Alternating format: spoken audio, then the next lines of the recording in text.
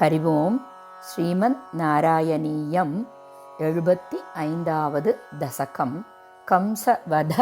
വർണ്ണനം. പ്രാതസ് സന്ത്രസ്ത ഭോജ ക്ഷിതിപതി വചസാ പ്രസ്തുതേ മല്ലതൂര്യേ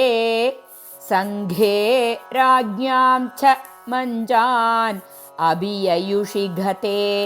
നന്ദഗോപേപി ഹർമ്യം കംസേ സൗധാധിരൂഢേ ത്വമപി സഹ ഭലഃ സാനുകശ്ചാരുവേഷോ രംഗദ്വാരം ഗതോ ഭൂഃ കുപിതകുവലയാ പീഠ നാഗാവലീഢം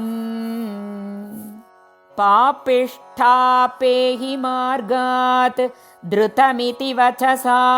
നിഷ്ഠുര ക്രുദ്ധബുദ്ധേഃ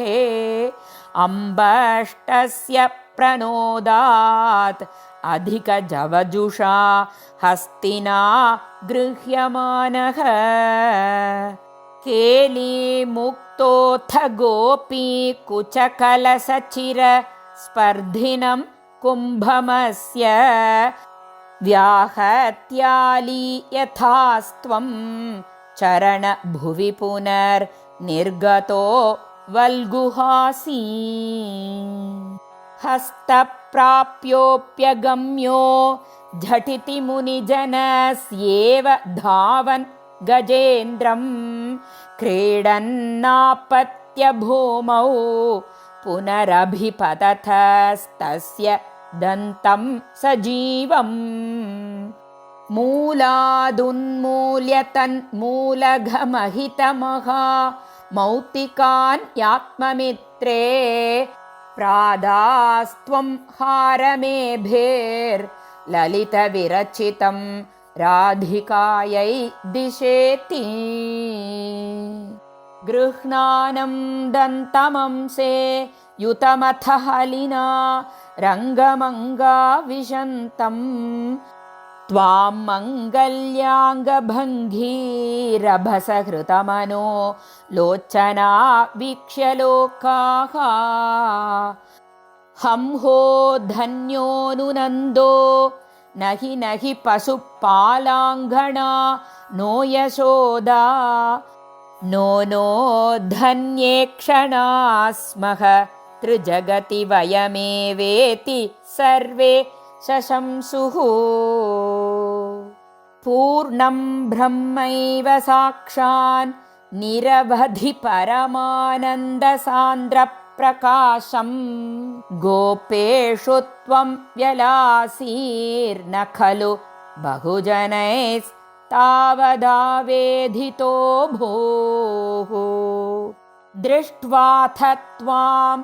തദേധം പ്രഥമമുപഗതേ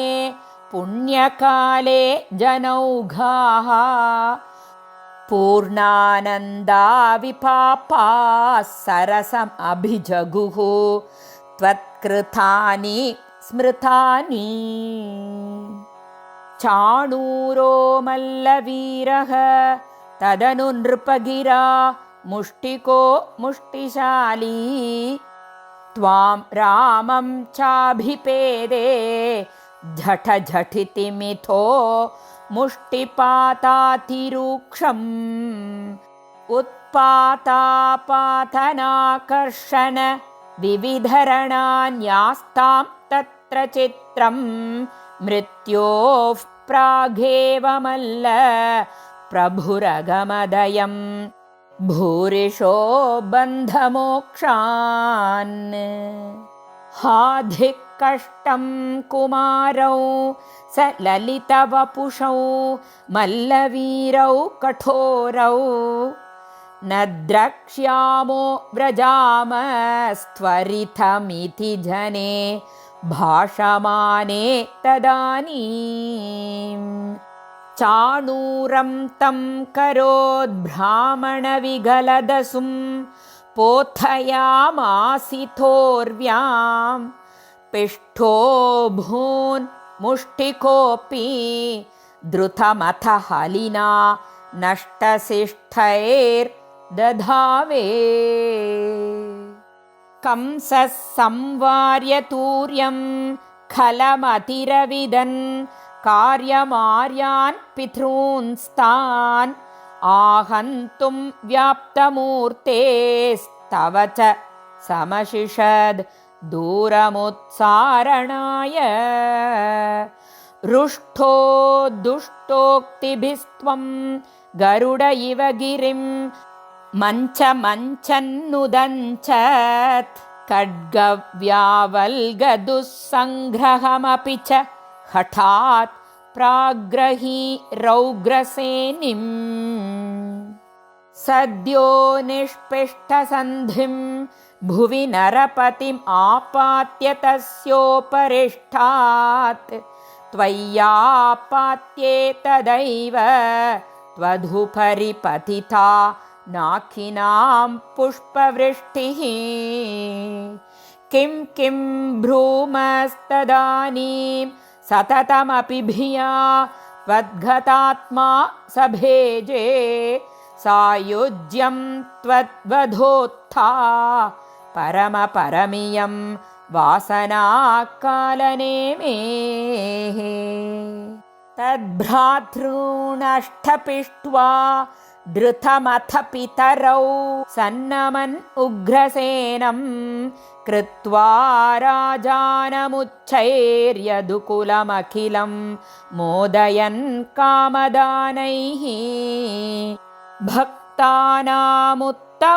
चोद्धवममरगुरोः आप्तनीतिं सखायं लब्ध्वा तुष्टो नगर्यां पवनपुरपथे रुन्धि मे सर्वरोगान् पवनपुरपते रुन्धि मे सर्वरोगान् पवनपुरपते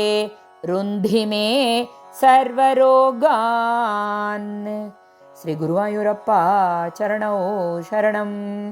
गोपिका जीवनस्मरणं गोविन्द गोविन्द श्रीहरये नमः श्रीहरये नमः